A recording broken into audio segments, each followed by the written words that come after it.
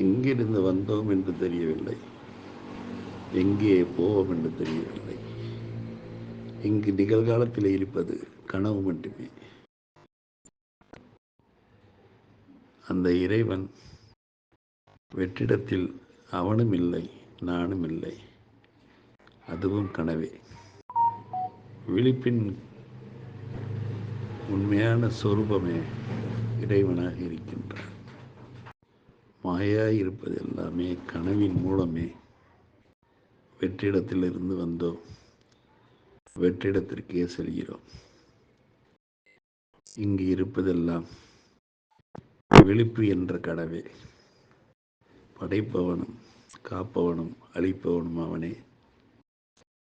அவனே நிகழ்கால கனவும் எதிர்கால கனவும் பொய்யான மாயையான நிஜமே. கனவுக்கு இறந்த காலம், நிகழ்காலம், எதிர்காலம் என்பதில்லை, எல்லாம் கனவே. கனவை நிஜமாக வாழ்பவன் மனிதன்.